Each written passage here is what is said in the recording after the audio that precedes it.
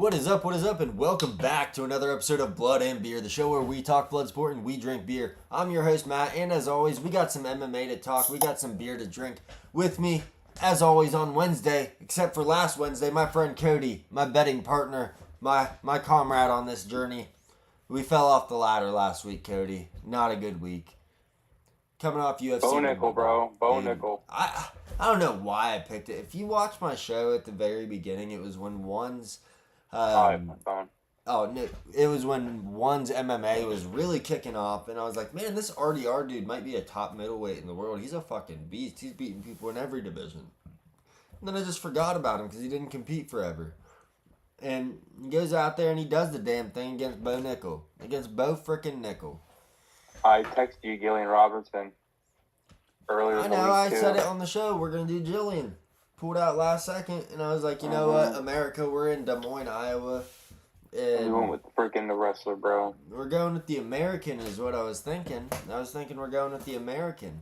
So, anyways, this week we got UFC 315. It seems like there's just no hype around this card. The seats are not selling out in Montreal, Quebec, Canada, where they're going. Belal Muhammed, he might be the issue, who knows. We're doing a UFC main card breakdown. And this card, it's weird. It's a little stacked. It's a little probably not going to be a lot of finishes, but maybe. You never know. It's MMA. You never know.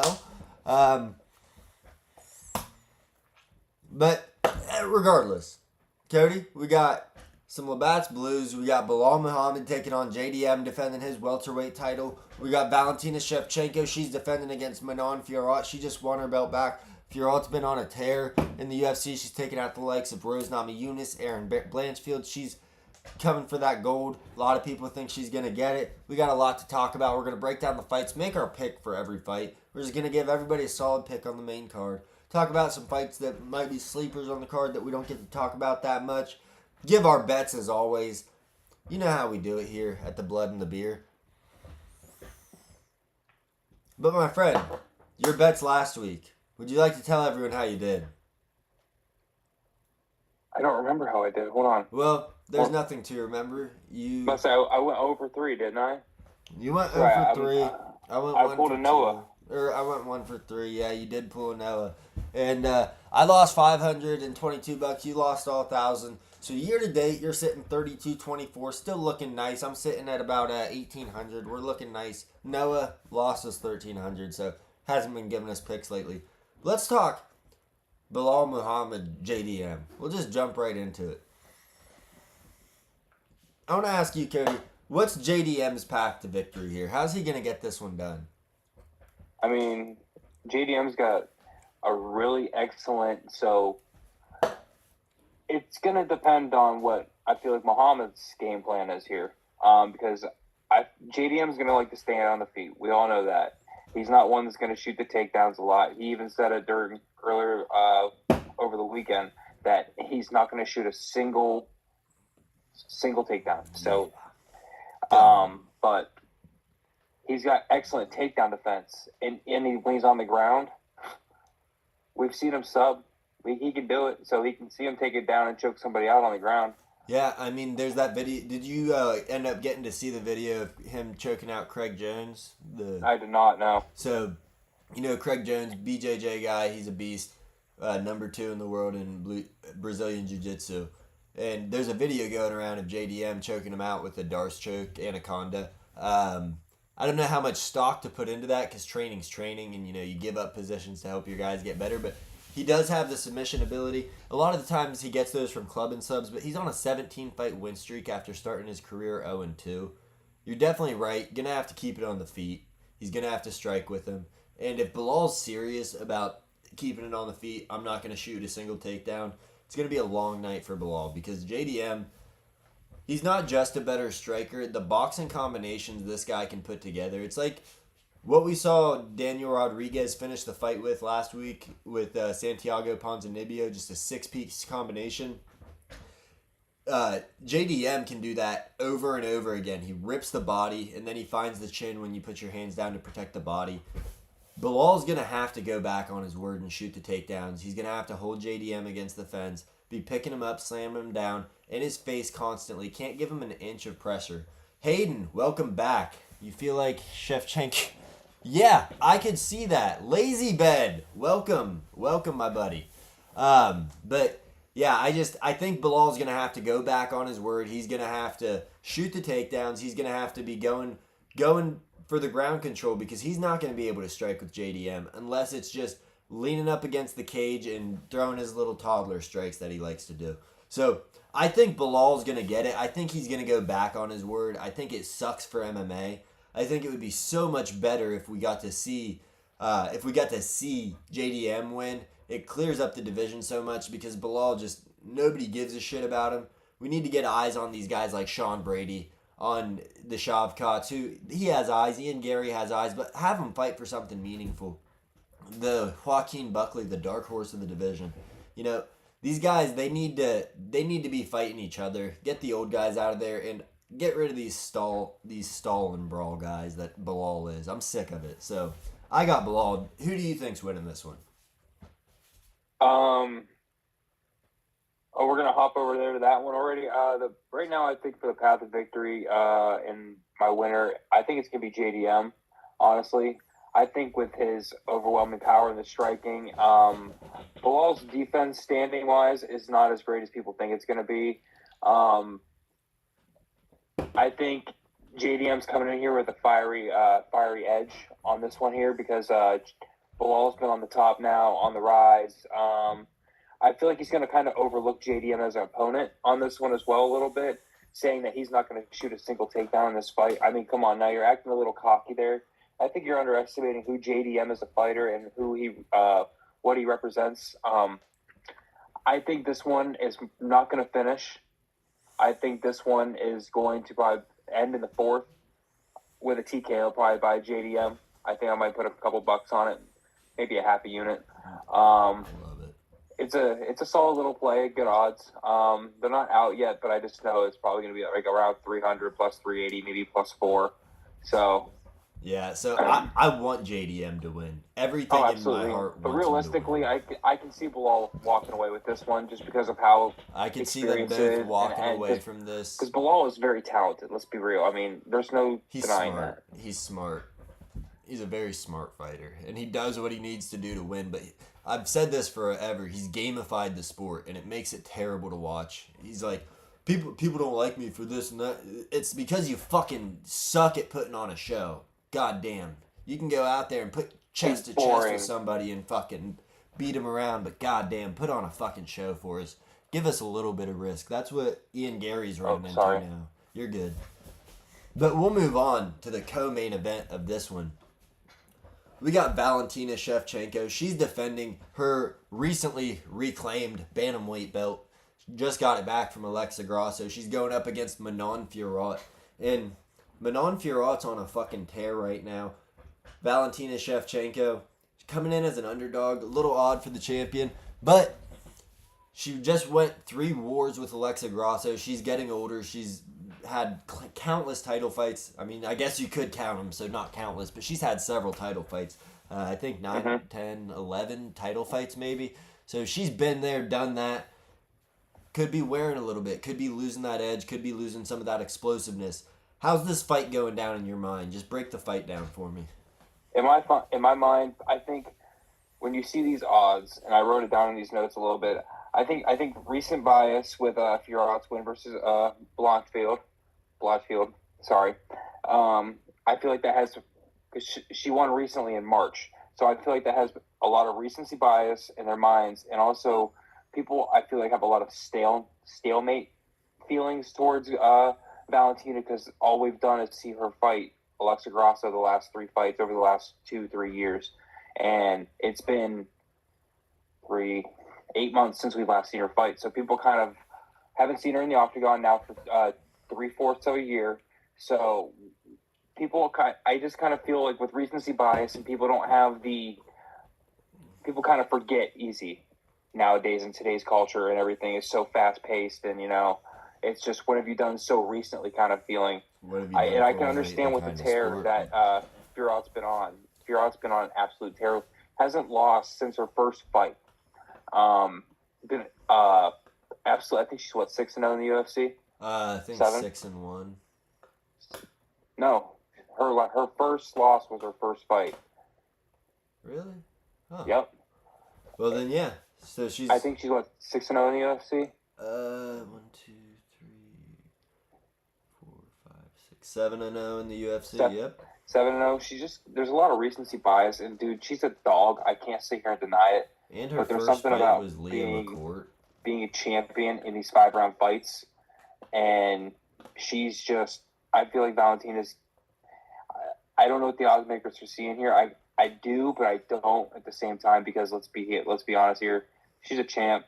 She's been doing the 5-round fights. I got Valentina coming out of this one, and we'll see later when we talk about the bets. But yeah, I see her defending the title. It's going to be a tough fight. I think it's going to go the distance. Let's be honest in this one. I could see it being a split, a 29-28. But 48-47 5-rounder. Oh, that's right. It'd be 48-47. Yeah. My bad. I definitely could see it. But if not, I definitely see a unanimous decision through 5. Let's be honest. I don't see it finishing. Fiorot's too talented. She's got a great chin. What do you got, Matt? Let's see what you got. Well, so everything in my heart wants Valentina to win. I've never had a problem with Valentina. I think at one point she was a super entertaining fighter. Now she's just an older fighter that's still performing at the highest level, doing what she needs to do to get the damn thing done.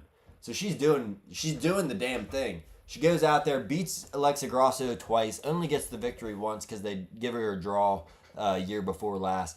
But something's telling me Manon Fiorot's going to be too physical. She doesn't have as many miles on her. She's not that much younger at 35, but not that many miles on her. She's slightly bigger, not a whole lot bigger, but the way she was able to stuff Aaron Blanchfield's takedowns, able to shut down Rose Namajunas' offense. Now, I think Rose broke her hand in that, but still, Manon just puts a pressure on you. She doesn't let you breathe. And I think that Valentina, just the older fighter, seems to sometimes give up in those situations, especially the champion that's been there, done that, doesn't have anything left to prove. The last mountain for her to climb was getting her belt back. What's she fighting for at this point? But so I have Manon Fiorot in this. I think that she's gonna get a stoppage. I don't know what round. I think that it's just gonna be a blitzing attack. Valentina won't get chinned, but she'll kind of trip back from some pressure from Manon, and Manon's just gonna ground and pound. I could easily see that happening. Valentina could catch her in a sub. Valentina could knock her out. You never know, but I got Manon in this. But that brings me to my next point. So, if Manon does win this, does the champ fight for Zhang Weili moving up from 115 to 125, does the luster of that go away? Because you have Zhang Weili, who's been defending and dominant at 115, going against Valentina on one end, who's been dominant defending for years at 125, or you have Manon, who just captured the belt defending against Weili, who has all this history. For me, it kind of loses that luster. I don't care about it as much. It's great for Weili, but it's not that it's like for Manon, it's just I would much rather see Valentina versus Weili. How say you, Cody? How say you? I'm on the same page as you here because let's be honest, how many times have we brought that up over the last 4 or 5 months talking about Weili moving up and seeing that Valentina Weili matchup? I mean, because that's the one we've wanted to see for the longest time. Just not even just because the matchup we wanted to see, the legacy that Valentina has, and then the legacy that Weili has built over the last 2-3 years, just dominating her division, and now being able to move up and dominate. I mean, not dominate, potentially, but go against Valentina and try and go for the double champ, and be. Would she be the first woman to be a double champ at this point? Well, so Amanda Nunes was a double champ, but they created the 145-pound division, which after she stopped fighting and a couple years before she stopped fighting, they just kind of did away with, said, fuck it, we don't care about 145, women's 145. So there's a woman that was defending 2 belts at one time, but everybody but Amanda was fighting was just 135ers that had moved up to 145.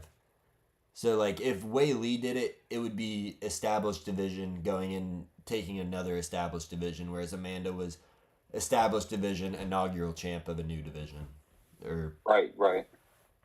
I completely understand you there.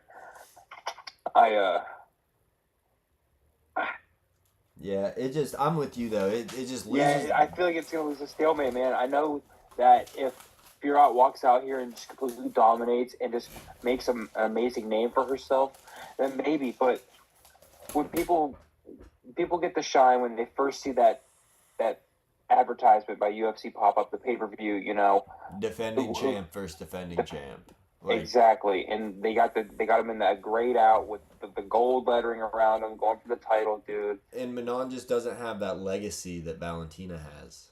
So that's all about legacy, and that's a legacy fight. That's a Mount Rushmore kind of fight right there. Winner of that puts you on it. I think Valentina's already on it. I think you could put Wei Li on it also. Really, I used to think. I was talking in the sport, like all time in the sport. Oh, you're saying like, that's one of them that could potentially catapult you up that high, Yeah, I don't know if anything can do that for Valentina now. Valentina will look back in 10 years and be like, wow, she was great. But I think it'll take about 10 years for people to... We recognize her greatness, but it's almost like people have gotten bored at how great she is. And people are like, well, she's fighting cans now. It's because she's cleared out the division. She's the only person to ever complete the Ruby Circle on literally, her only competition was Alexa Grasso for 2.5 years. Exactly. It's kind of sad. Exactly. Well, and Alexa did take the belt from her, and then they had a draw, so Alexa took it back. Yep. But the only other person to fight for it at that time was Manon Fiorot. Nobody else was really challenging. So, yeah, we're on the same page there. But you think Valentina's walking away with it. I think Manon. I hope Valentina... Again, I hope both my picks are wrong. I picked in a very negative mindset for this card just because it's a Belal Muhammed card, and I feel like if anything that can go wrong will go wrong. So that'll lead us into our next fight. Jose Aldo. Why do you keep calling me, dude? Oh, someone's calling you? My buddies are calling me right now. Go ahead. Jose Aldo, Amin Zahabi. These guys going head to head. Jose, absolute just legend. He's a UFC Hall of Famer, GOAT at 145. He's dropped down to 135 the past couple years. He went and did boxing for a while, came out of retirement, came back to the UFC, looked good against Mario Batista, lost a bit of a robbery. Now he's going up against Amin Zahabi, hometown boy in Montreal, knockout artist. Guy's got 10 knockouts in his 12 wins. Cornered by GSP's old coach, Faris Zahabi, his brother. And he's going to be cornered by GSP. He's going to get the loudest pop for this. It's going to be a huge fight. And I want Jose Aldo to win it. I do. I want Jose Aldo to win it. It'd be great if because he's got great boxing. His boxing combos are great. He stopped throwing the leg kicks past 10 years, really. He just stopped throwing them, and he was great at throwing leg kicks. But it would be beautiful if Jose Aldo goes out there, starches the guy with his boxing, starts ripping leg kicks, just wrecking the legs, and puts himself ahead right away. Unfortunately, I think Amin Zahabi's just going to get it done. Yeah, I think Zahabi's going to get it done because I picked negatively, and I think Zahabi's got the reach. He's a bigger guy. He's stronger. Jose Aldo does not carry a lot of power anymore. He's a great striker, but he does not carry a lot of power in his fights. So I'm picking Zahabi. I just think Zahabi's going to outpoint him. I think Zahabi could chin him. Jose's got a good chin. Only guy that's really chinned him is McGregor, and it was right away at the beginning of the fight. So can't put a lot of stock into that. But I gotta go with Zahabi. He's not that much younger, but a lot less miles. He's got this brilliant corner, and Jose Aldo, I don't think he's that strong anymore. I don't think he can hold off physical pressure. I think he can sit there and strike with you from the outside, but if you're going to push physical pressure on the guy, I think it gives him a lot of issues. So for that reason, I'm going with Zahabi. Let's hear you. You seemed like you were going with Zahabi by your reaction to my pick. Big dog there. Not big, 2-1, but dog nonetheless. I'm definitely going with Zahabi on this one as well. I mean, it would be a nice redemption for Jose Aldo to come back. I know he's 3-2 in his last 5. I think he's coming in off a win, if I'm not mistaken. No, he lost to Batista. That's right. He lost Batista. Won the fight before that when he was coming off of his retirement. But he should have won the Batista fight. Batista did a whole lot of absolutely fucking nothing. I definitely think that Zahabi's going to walk away with this one, though. Like you said, he's younger. Where are we at here? And Jose Aldo, like you said, he's also he's a good boxer, but Zahabi's an excellent defender in the striking game with a 70% striking defense rate. I mean, that's elite in the UFC. I mean, 70% and up, that's damn good. So I think for Jose Aldo, his is going to have to be something like a takedown game, and he doesn't shoot any takedowns. And then he does not. Zahabi's got an excellent takedown defense game. Real quick, crazy. Go ahead. Just crazy thing. Just throwing it in there. Jose Aldo, black belt in Brazilian Jiu-Jitsu, does not use his Jiu-Jitsu at all. Just stops people. I've noticed that. Yeah. Well, he'll stop you from taking him down. He's kind of like Derek Lewis. He's like, I don't play the ground game. Continue. I'm sorry. I didn't mean to cut you off. That's a cool you're okay. fact. My stuff is freezing up on me real quick. But what the heck? Just give me PFL. So we were talking Zahabi. Zahabi, I know. Yeah, my laptop popped me up PFL links for some reason that I was on a week and a half ago. God bless PFL. PFL. No, but Zahabi though, I think Jose Aldo being older, the speed is going to be slower. His feet, I just don't feel like the feet are going to be there as much. The gas tank's going to be there as much. I know he's poised. Zahabi's average fight time is a little over two rounds. It's like 11 minutes. So he rarely finishes fights. I don't see this one. He's got 10 finishes in his 12 wins. No, I'm sorry. That's not what I mean. I mean, the fights rarely go to the finish. That's what I mean. Okay, I got you. Yeah, his fights rarely go to the finish. So I worded that completely wrong. That's my fault. No, you're good. I was like, I think you might have been looking at the wrong stats, dude. No. 8 finishes in his 12 wins, but still. Yeah. I don't see Jose Aldo making it to the finish of this one here. I think it's going to finish probably. It could finish mid-second round, honestly, by TKO. Maybe. So I don't see.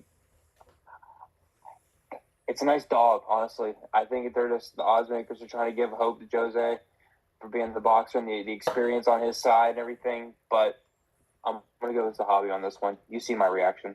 Yeah, I mean, I think Zahabi. When you look at the odds, especially, it's bizarre because Zahabi's beat guys like Basharat, who's a huge prospect. He's knocked guys out like Arichi Lang, who's not a stud, but he's got a chin on him. And then you look at Jose Aldo, who's been fighting the top guys and doing good, but it's like he doesn't have the urgency to win. It would be great to see him go out there, just step his foot on the gas. Again, I hope my picks so far go 0 for 3, but I got Zahabi, Fiorot, and I got Belal. And I don't like that, but that's who my gut's telling me. And on a Belal Muhammed card, everything that can go wrong will go wrong. You're not wrong, honestly. We've seen it happen before. Yeah, I mean, you look at the London card. That card was an absolute stinker when they went to London in the middle of the night. He fought at like 5 a.m. against Leon to win the belt. But let's move on. I'll let you kick this one off. Alexa Grasso taking on Natalia Silva. How's this fight going down in your humble opinion? My humble opinion, I think this is a lot closer than what the odds makers are making it. Alexa being a plus 205 here on ESPN, and then Natalia Silva being a minus 250. Let's be honest, that's a little disrespectful here. Somebody that just held the belt and then went against the champion 3 times in a row. Yeah. That's somebody that knows how to, let's be honest, kick some ass. She knows how to defend. She knows how to take it to, she's got an excellent striking game. She's got a reach advantage. And she's taller on it. An inch don't really make that much in height, but the inch and reach can really make a difference if you want to catch the chin. I think Alexa could have the upper hand here early on here. Being 3 years older, it really doesn't matter, but I know Natalia Silva's coming in here on, what was that streak she has? She's I have it written down here. Natty Ice. She's on a 12-fight win streak, 6-0 in the UFC. she's on an absolute freaking tear right now. Yeah. I do think Natalia Silva walks away with this one. I do see it going the distance. Alexa Grasso is just she got a tough chin. She's been in these long distance fights. Her last 3 fights have gone 5 rounds. So a 3-round fight to her is not going to be too much. I see this one definitely being closer than the odds makers making it. But Natalia Silva is going to walk away with this one though, probably by unanimous decision. Yeah, absolutely. I'm right there with you. So as far as my pick, I think Natalia Silva is going to decision her. I think what it's going to be is that Alexa Grasso, those 3 wars with Valentina, I think took more out of Grasso than they did Valentina. Still took some out of Valentina because they take some out of anybody that goes through that. But I think that Grasso, if she can take the back, she's got way better jiu-jitsu in my opinion. I'm not positive, but just from what I've seen, being able to choke out Valentina, I think Alexa's got the advantage on the ground. I think if they get in close in striking, she's going to have a way better boxing game with the short strikes. Natalia's going to have to keep it at range, get on her bike, throw kicks, throw jabs, teep kicks, roundhouse to the head, just keep it on the outside, leg kicks. That's her path to victory here. I don't see her stopping Alexa. Alexa has so many paths to victory. Natalia Silva, like you said, 12-fight win streak. She's coming into her own. The reach advantage, I don't think it's going to be a lot, and I think Alexa's just reached her mountaintop, and I don't think she's climbing anymore. I don't think she's getting the win here. And that's crazy that the odds makers see it that way, too. They see this girl's coming off a title fight, but we looked at Davison Figueiredo coming off his fights with Moreno, his 4 wars with Moreno, and just did not look the same. But he also moved up a weight class, so you don't know how much. Well, you know how much that had to take effect there. But we'll move on to the curtain jerker of the main event, and then we'll get into our sleeper fights of the evening. We'll get into the over-unders. We'll get into all the shindigs and our bets to cap it off. So, Benoit Saint Denis taking on short notice replacement, former UFC fighter, current UFC fighter once again, Kyle Prepelic. And Prepelic, yep. I ain't got much to say other than this is just a run-over fight for BSD. Dude shoots out of a cannon. Prepelic doesn't have great defense. He went to a decision, lost to Austin Hubbard, got cut from the UFC for a reason. He's been knocking dudes out. If you look at the ESPN site, the guys he's knocking out are like 0-6, 0-5. That's not right. But you go to Tapology, they're like 20-30 or like 19-10, 19-15. Not top-level talent, just journeymen that fight. And that's who he's been knocking out. So he's been doing that since he left the UFC. But Benoit is just going to run this dude over. Benoit's so explosive. His striking, he's got a better grappling game, I think. His wrestling, he's younger, he's bigger, he's stronger. He's a 10-1 favorite for a reason. And you never know. Those guys sometimes lose, but I don't think he's losing here. And I'll let you in on a little thing because I love my gimmick parlays. Shout out to Jed Meshew, my favorite talking media head. He got us in on the ladder bet. Does all the gimmick parlays. I did a all Canada bet today. Left Kyle Prepelic out. Obvious reasons. Respectfully. Yeah, obvious reasons. Left Kyle Prepelic out. Not trying to lose his money. Yeah, do you see anything different in this fight? You see anything I'm not? Prepelic got a shot. I'll read you my notes. For Benoit Saint Denis. Win. Kyle Prepelic. Appreciate the short notice. Good luck, bro. Yeah. I mean, it really sucks we didn't get the fight that was scheduled with Joel Alvarez and Benoit Saint Denis because that would have been a fucking badass. Oh, that would have been a sleeper fight of the card, man. Oh, not even a sleeper. That would have been, everybody would have known about that. That would have been the, if you don't know, now you know. But how could you not know about those guys? They're just fun as hell. So, yeah, we're same page on BSD. We both got him. So, we will talk about the sleeper fight of the card. What's your sleeper fight of this card? I had a tough time picking. I got 2, brother. I got 2 potentially. Okay. I potentially think Jose Aldo and Zahavi might be a decent sleeper fight. If Jose can make it actually go the distance, I feel like that could be a decent boxing blood match a little bit. But I also like a prelim fight here. I like the Jessica Andrade fight versus Jasmine Joshi DeVicious. Jazz DeVicious. Jazz DeVicious. I have trouble with that every single Oh, time. dude, everybody does. Don't worry about it. The hometown girl's gonna get the dub. You think it's gonna? Oh, she's gonna get the dub, but it's gonna be. I think it's gonna be one of the sleeper fights, so it's gonna be an entertaining one, though. It could be. I think that it's gonna be Andrade Jazz. is a little entertainer. I think Jazz is gonna take her down and just hold her down. And I saw at the media day today, Jessica Andrade was talking about money and stuff. Every time I see her talking about money, she goes out there and gets starched or just gets fucking laid on. So I really think Jazz is getting this one. My sleeper fight. I have one, could be two. So I got Modestas Bukauskas taking on my war pig. Blood and Beer's war pig, Jan Kutelaba. And he has the war pig title for absolute good reason. The guy only knows violence, action, and offense. No defense. He's just going caution to the wind. He's putting on a show every time. He's got aggressive grappling, crazy striking, and no defense at all. Super fun. Bukauskas has power. He gets hit too. It's going to be a fun fight. And if Bukauskas gets the win, then guess what? He's going to get this war pig title. So, that's my cool sleeper shit. fight. You know, we got to keep the war pig out there for Jan Kutelaba because I hope he gets the win. I love watching him win. He gets so pumped. Dude's a fucking animal. But my second sleeper fight of the night is Chuck Buffalo taking on Canada's own Mike Malott. This fight, Mike Malott, he's a beast. He's super skilled. Got tested against Neil Magny and got put out of there late. Does he have the heart? Charles Radke, Chuck Buffalo, he's going to put it to him. He's going to be pushing the pressure, ripping body shots, boxing all day, in his face, in the clinch.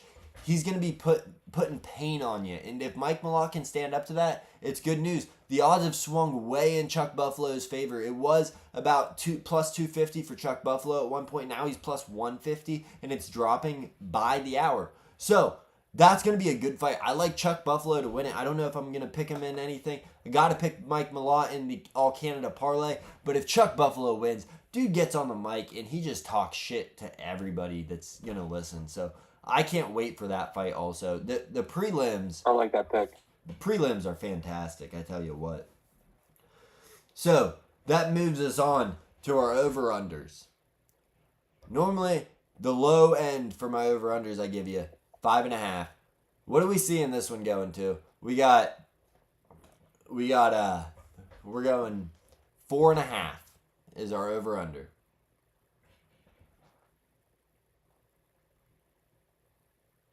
I got this going over. I hope you've been wrong every time you picked an over. I'm going over, brother. I mean, you see a lot of distance fights in this one, but it's a pay-per-view for a reason, baby. I think we're going to see a lot of surprises. So we got. I think we might see a few surprise knockouts, or might be a surprise sub in there. I think we got 13 fights on this one, or could have a doctor stoppage. 1, 2, 3, 4, 5, 6, 7, 1, 2, 3. We got 12 fights on this one. So Brad Katona, Bekzat Almakhan, I see that going decision. Daniel Santos, Zhang Young Lee, I could see that finishing, but not guarantee. Andre Barrio, Bruno Silva, I could see that finishing, not guarantee, so I'll say decision on that. Navajo Sterling, Ivan Urslan, finish. Bukauskas, Kutelaba, finish. So that puts us at 3. Mike Malott, Charles Radke, maybe finish, maybe not. So 4, tentatively. Benoit Saint Denis, Kyle Prepelik, finish. Other than that, I see no other finishes on the card. So that's why I'm like on the fence of 4 or 5. And I'm not sure. I would probably pick under because it's a Belal Muhammed card. I'm picking negatively. And what a burp that was. You're such a hater. I love it. I am. But it also, it's the way it goes. And this card's not selling out. Everything's going bad. Everything's bad pre-fight week. It's down on the socials. You're not seeing as many stories about this card. There's not many storylines because there's not a lot to gain from it. You look at the Jose Aldo versus Amin Zahabi fight. 37 years old versus 38 years old. Where are they going to go from here? Alexa Grasso, Natalia Silva. Alexa wins. She's got to fight again. She can't just bounce right back to the title picture. Natalia wins. She could get a title fight. Benoit Saint Denis, he's coming in off 2 losses in a row, taking on Kyle Prepelik. So, Benoit Saint Denis, he wins. All that does is keep his spot. It does nothing new for him. So, for those reasons, I'm gonna go under. I'll say 4 finishes. It's a gosh damn Belal Muhammed card, and that just sometimes you get a Belal Muhammed card, and Belal Muhammed card. Bet you $1. Well, yeah, absolutely. We don't have a climb bet anymore because of Bo Nichols, so yeah, absolutely. So you're higher on this card than I am. I'm pretty low on this card because there's just not a lot at stake for me. There's not a lot at stake. Not a lot up. Grade the card. A through F. A plus through F. How you got this card? I'm excited to hear your grade on this. I got it at a B plus. It's a pretty solid pay per view. We got a couple former champions. We got a championship title fight. We got 2 title fights. What am I talking about? I like it. I like the card. I love dual title fight cards. I think they're exciting. I don't know. And also, I like the prelim. The prelims are pretty solid, Matt. We got some, like you said, we got some solid matchups in the prelims. Like you said, the Chucky matchup's good versus Mike Malott. I like that matchup a lot. I like the Andrade versus Justin Vicious matchup. I botched it, I know. You were closer that time. You botched even Andrade. Even I think who we're going to talk about here soon. I think Navajo Sterling versus Ivan Urslan. I think that's going to be a good close fight. I think that's going to be fun. So, Bruno Silva's always a fun watch. Bezcott, like you said, that's a fun fight. So, we got some good prelims. We got some good main card fights, Matt. What do you have to say? So, prelims, I'd give B+. Your grade, I'm going to tell you right now, that's fucking nuts. So, I knew this was coming. I'll just say this. If you're looking at it like, if you didn't show me the names and who they are fighting and you said, hey, we have 2 title fights on here. On top of the 2 title fights, we have 2 former title holders on here. And then awesome prelims. I'd be like, oh, that's an A+. That's got to be an A+, right? And then you're like, well, Jose Aldo's fighting Amin Zahabi, and Alexa Grasso is the other former champ fighting Natalia Silva, getting set up to lose. I'd be like, what the fuck? Because this card's a C with 2 title fights on it because Belal Muhammed has fucking ruined the welterweight division until he can get out of there. Valentina, she's doing what she needs to do, doing the damn thing, but she's not the entertaining fighter.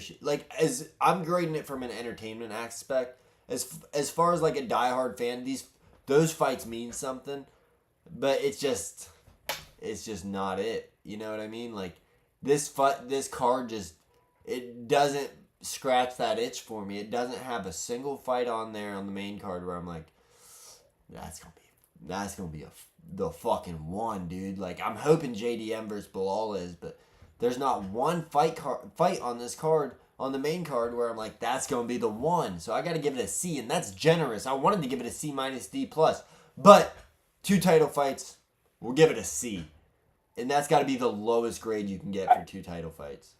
I knew this. I knew that was what it was going to be, a C. I knew you were going to give it a C. I have C minus written down, and I was like, got to give it some optimism. Got to give Belal something. So, yeah. But, spoiler, you leaked it. We're talking Navajo Sterling. He's taking on Ivan Urslan. And the undefeated fighter curse, it's absolutely a real thing, especially with prospects. Bo Nickel dropping a fight this week. Undefeated fighters 13-24 year to date in the year of our Lord 2025. And that's in the UFC. Navajo Sterling, he's the only undefeated fighter on this card. And I'll say this, he looked like shit against Tuco Turcos, who might be the second worst fighter on the UFC roster next to Ronnie Yaya.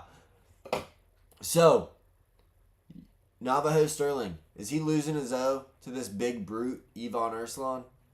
No, I think you're gonna see you're gonna see your undefeated fighter run continue a little bit here. I think Zach. I think They lost both of them last week. What do you mean continue? I think that we're gonna see him continue as an undefeated fighter. I mean, I've been really off tonight of my words, Lordy. You're not even sipping the I think sauce. being live is making me nervous. Yeah. No, I'm kidding. No, I think Navajo is gonna walk away with this one. Navajo, you are American. Navajo. That. Navajo. I think he's gonna walk away with this one convincingly. Honestly, though, Matt, it's gonna be close a little bit. I think it could be entertaining, but I think he's gonna walk away and continue his undefeated run. Yeah. Well, I definitely could see him if that first fight was just UFC jitters being in his first UFC card and everything. I can see that. But Ivan Urslan's a powerful dude. He's got a lot more experience, and he's got the ATT crew behind him. He's from American Top Team, and they have great game planning. And I just think, Navajo Sterling, he's Israel Adesanya's training partner. He comes from that city kickboxing gym. They're beasts, but I don't think they game plan the same as ATT. And I think that Ivan Urslan's just going to be able to go in there and exploit some things. He's going to be able to out-wrestle him. He's going to have the wrestling advantage. And he has the power advantage where Navajo Sterling, great kickboxer, but he doesn't have that knockout power as we saw versus Tuco Tokos. So I see this going in the way of Ivan Urslan, and I look for 13-25 to continue. So man, the negativity runs on tonight for Matt. Well, that's not a negative thing. That's more of something I'm very excited about. It's kind of silly how bad these guys have looked this year, especially the prospects. Like undefeated fighters, they've been going through and doing their thing, and win, lose, whatever. You look at a guy like Hyder Emil. We both, you might have picked Gomi, but you were like, I'm not betting on it. I picked Hyder Emil. Got me up huge at that point. Hyder Emil, though, undefeated. He's like 34, 33 years old. Not a prospect. He's just undefeated. Goes in there, does the damn thing, keeps his record. But then you look at the guys like Peyton Talbot, Austin Bashi, Bo Nickel, all of them. Super highly rated prospects. What's the other guy? Danny. Oh, fuck. I can't remember his name. Danny something. But he got knocked out by Sam Peterson. Can't remember either. Yeah, no, I'll pull it up. But yeah, you just look at these guys that are actual blue chip prospects. The guys that you're like, these are the next big things at in the UFC, and then they get beat. These undefeated fighters, and that's kind of what Navajo Sterling had. The hype has died down a lot on the guy since he's come to the UFC and not lost, but had that tough fight with Tuco Tokos. But at the same time, it's like he's still getting the hype. He's still undefeated. He's still that prospect. So that's not Sam Patterson, but we'll see. But yeah, so it was Danny Barlow. That was the name. But yeah, drive me nuts. I think the undefeated curse continues. I think our War Pig's gonna win this weekend. I think we need to jump into our bets. So Cody, you lost $1,000 last week. You finally get to go first. What you got for me, brother? I got two quick ones for you here, bud. It'll be simple and sweet. I got Shevchenko money line at plus 118 on FanDuel. 500 to bring back 1,090. All right. And then I have a mini parlay here. I got Tatiana Silva and Zahabi, Zahabi money line at plus 275 for the two. 500 on that as well. Brings back 1,876. All right. I like them. I like those picks a lot. I think you got a good shot. Thank you, sir. Thank you. So I got my bets. First, we'll throw 500 down. We got Belal money line, minus 170. $500 gets us 794 back. Then we got a parlay, $200 on it. We got Ivan Arslan to break the undefeated streak. We got BSD and Marc-Andre Barriot taking on Bruno Silva. Barriot's going to get the win. $200 at plus 542 odds gets us 1284 back. Oh, I like that. Then we got the Canada parlay. We got $50 on it. It's like I said, we left out Percoli or we left him out. We got Zahabi, Marc-Andre Barriot, Brad Katona, Mark Malott, Jasmine Jazdavicius, plus 21-24. $50 gets us $50 gets us $1,112.50. So that puts going for it. Yeah, that puts us at 750. And then like you, I have a little Zahabi parlay here. I got Zahabi and Manon Fiorot 250 plus 340 plus 343 gets us 1107 back. So scared money don't make no money. We got some parlays this week because Cody's been killing me on them. I like your parlays. I like some of mine to hit. Maybe one of mine. Who knows? Tune into the fights this week. Cody, any parting words for our fans, for our followers? Join the Discord. Tell them how to. Join the Discord, Blood and Beer. Thank you for tuning into the live. Make sure you tune in and watch UFC 315 this weekend. It's going to be a fun one. Don't listen to what Matt says. He thinks it's going to suck. Hey, tune in anyways, because when you think it's going to suck, it doesn't. And it doesn't. It's going to be an A card probably. Might do a watch party, might not. I'll let you know closer to the date. Thank you for watching. Check us out on Spotify, Apple, Amazon. That was a loud-ass clap. Follow me on Twitter. Follow Cody on Twitter. On the X, _ Cody McCoy on X. Blood, Beer, MMA. That's all we got for you. Make sure you smash that like button. Thank you, everybody, for tuning in to this live. And, I'm Matt.